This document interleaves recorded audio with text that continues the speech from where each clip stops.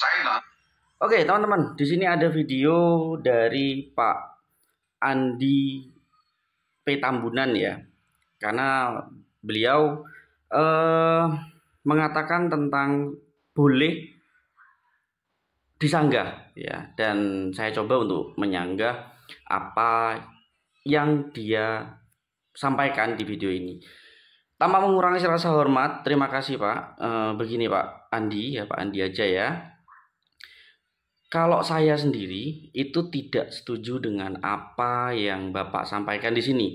Kita sama-sama sharing ya Pak ya, dari sisi data yang mungkin saya ketahui. Walaupun belum tentu saya benar juga, cuman dari data yang sudah saya pelajari, data yang sudah saya coba kumpulkan, bahwa pernyataan tentang pertanyaan siapa yang menetapkan nilai Bitcoin saat open network dan apakah akan ada harga Bitcoin yang tertera saat open network, jawaban Bapak itu tidak, itu salah Pak menurut saya ya. Boleh kita saling sharing boleh, atau mungkin kalau bisa sih Zoom bareng boleh ya, tapi saya jelaskan dulu dari sini ya. Saya jelaskan dulu sesuai dengan pengetahuan yang sudah saya coba cari tahu gitu ya. Oke, yang pertama, siapa yang menetapkan Bitcoin saat open network? Jawabannya adalah ya core team Pak. Gitu. Ada alasannya, tapi tunggu dulu. Terus yang kedua, apakah akan ada harga Bitcoin yang tertera saat open network? Pasti ada. Nah, jadi jawaban Bapak tentang tidak itu menurut saya benar-benar bukan jawaban yang benar gitu ya. Oke, kita akan buka datanya ya, datanya. Terus yang terakhir tadi, yang terakhir video kalau nggak salah tokennya malah yang dijual belikan. Bukan Pak gitu ya. Tapi saya jawab fokus ke ini dulu ya. Saya fokus ke dua pertanyaan ini yang jawabannya tidak. Dan saya jawab iya, sangat betul core team yang akan membentuk. Bukan GCV, tapi core team. Alasannya adalah, ini saya buka dulu white papernya. Oke, nanti white papernya dulu ya, white paper. Oke, nah di sini Pak. Di sini adalah white paper dari P-Network sendiri ya. P-Network sendiri yang membuat white paper. Jadi kita paduannya, dan saya sendiri panduannya itu dari white paper, bener-bener dari white paper, tidak mengada-ngada, tidak mencari tahu yang lain di luar dari core team ya Pak ya. Oke, di sini kalau Bapak tahu, di sini ada namanya liquidity pool. Nah, mungkin Bapak kurang membaca dari white paper, atau entah mungkin belum mencari tahu tentang apa itu liquidity pool ya Pak ya. Jadi saya jelaskan. Liquidity pool ini atau likuiditas, kolam likuiditas ini adalah tempat di mana P-Network nanti akan mendapatkan harga, ya lebih tepatnya mendapatkan harga sesuai dengan berapa jumlah yang bisa ditukarkan oleh core team. Gitu Pak. Sebelum saya jelaskan lebih lanjut tentang maksud dari liquidity pool, kenapa kok P-Network di white paper disebutkan liquidity pool, itu karena mereka menggunakan sistem cryptocurrency yang memang harus memiliki liquidity pool Pak. Jadi sama seperti Bitcoin, sama seperti Ethereum, sama seperti BNB, sama seperti semua koin-koin yang di CoinMarketCap ya, di coinmarketcap.com itu semuanya menggunakan liquidity pool. Mohon maaf, saya perkenalkan dulu nama saya ya, Yohanes Agung Prayoga. Saya telat ngasih tahu. Saya pernah bikin koin dan token. Cuman ya karena kurangnya dana jadi nggak saya terusin gitu Pak. Makanya saya pernah tahu gimana sih prosesnya cryptocurrency dan kenapa P-Network mempunyai liquidity pool. Kita cari tahu dulu liquidity pool kalau dari white paper itu apa. Ya Pak ya. Mana ya liquidity pool? Bentar, saya lupa di mana ya liquidity pool. Ini dijelaskan kok Pak tentang liquidity pool. Nah, ini dia. 5 miliar dicadangkan Nah, di sini Pak ya, dari sini ya. 5 miliar pi akan dicadangkan untuk kumpulan likuiditas guna menyediakan likuiditas bagi setiap peserta ekosistem, termasuk pioner dan pengembang aplikasi pi. Likuiditas adalah kunci agar ekosistem dapat bertahan aktif dan sehat. Jika bisnis atau individu ingin berpartisipasi dalam aktivitas ekosistem, misalnya dengan menjual dan membeli barang dan jasa dalam pi, mereka harus memiliki akses tepat waktu ke pi. Tanpa likuiditas, ekosistem tidak akan memiliki aliran pi yang sehat, sehingga merugikan terciptanya utilitas. Nah, memang tidak terlalu jelas. Karena saya pikir para core team sudah pasti memberikan tanpa penjelasan yang lebih rinci, karena liquidity pool itu sangat rinciannya sangat panjang Pak.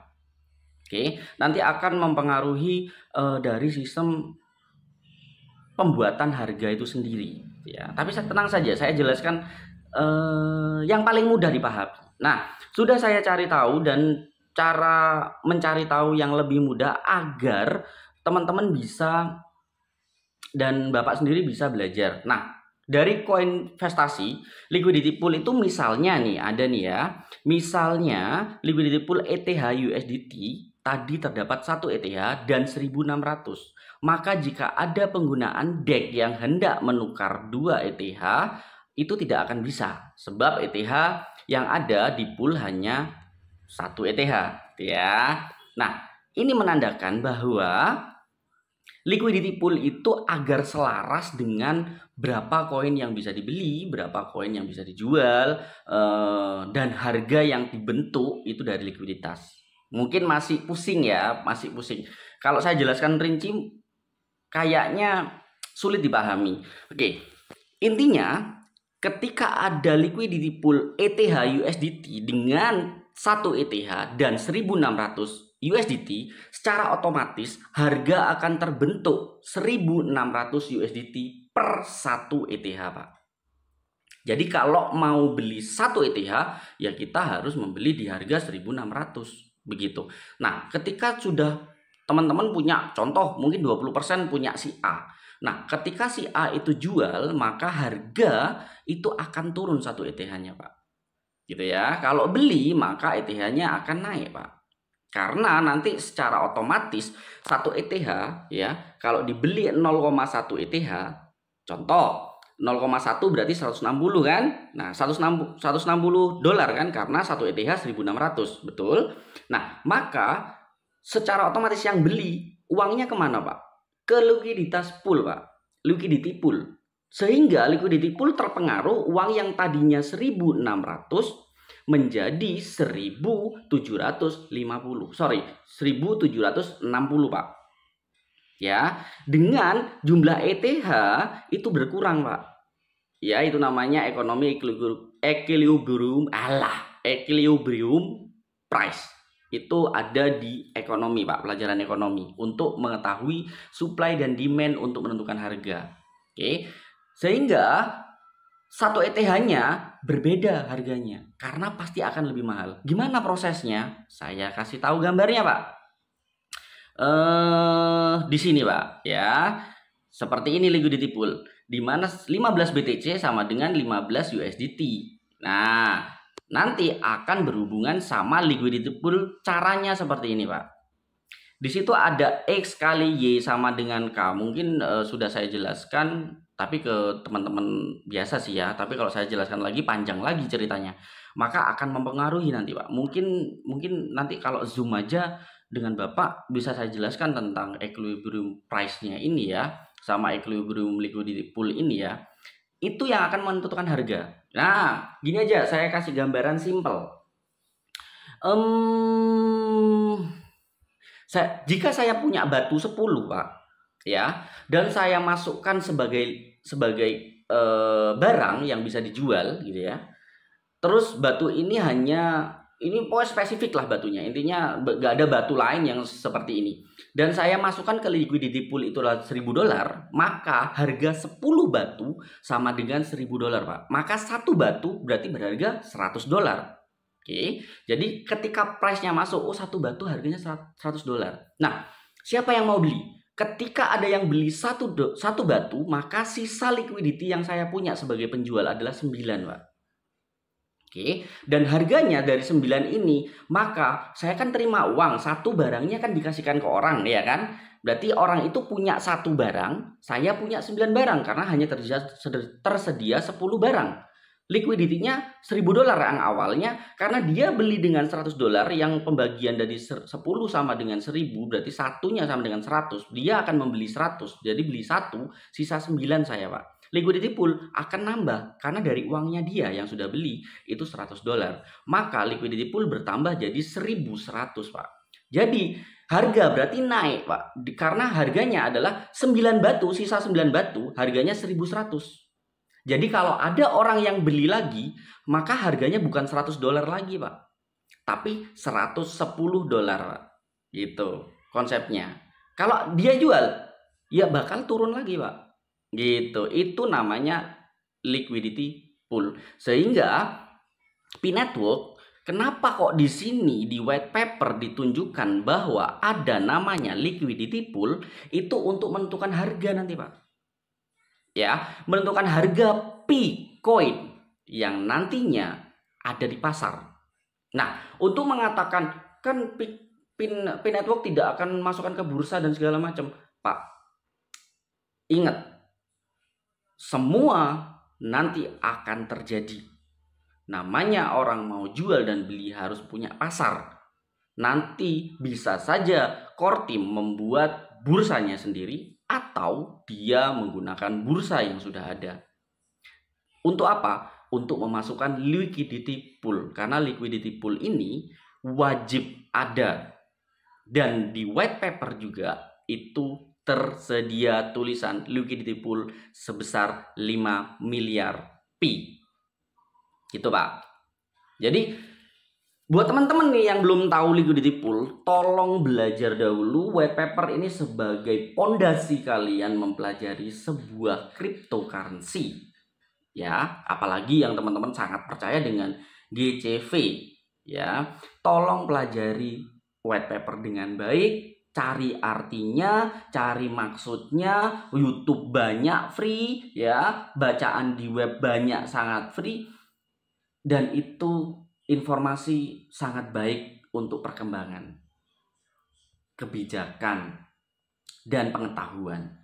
Jadi jangan sampai hanya percaya dengan kata-kata orang tanpa data yang jelas, tanpa ada sesuatu yang bisa dipertanggungjawabkan. Nah, liquidity pool itu nanti mungkin dari penjelasan berikutnya, banyak banget bisa kita kembangkan, Pak. Liquidity pool itu nanti kita bisa memprediksi perkiraan berapa harga yang akan keluar di P-Network. Karena ada iklan kan yang keluar dari P-Network, itu bisa jadi untuk dimasukkan ke liquidity pool, Pak. Gitu. Itu sanggahan dari saya. Saya harap kita sama-sama sharing. Saya harap sama-sama belajar tentang cryptocurrency agar informasi yang kita berikan kepada masyarakat itu mempunyai data yang lebih valid dan terpercaya. Dan juga jangan lupa tentang white paper sebagai pondasi kita. Jangan katanya, persepsi. No, white paper sangat jelas, Pak. Gitu ya, dan teman-teman sekalian. Terima kasih banyak, semoga membantu dan menjadi wawasan yang bisa bermanfaat. Kalau tidak bermanfaat ya saya mohon maaf. Kalau ada salah kata saya mohon maaf sekali. Sama-sama belajar, saya bukan masternya, bukan, cuman karena saya membaca dan mempelajari saja dan punya pengalaman bagaimana membuat kripto. Itu aja sih, sehingga ada beberapa pengetahuan yang mungkin ya bisa saya sharingkan gitu. Gitu ya. Terima kasih banyak. Salam P-Network dan salam petir. Bye bye.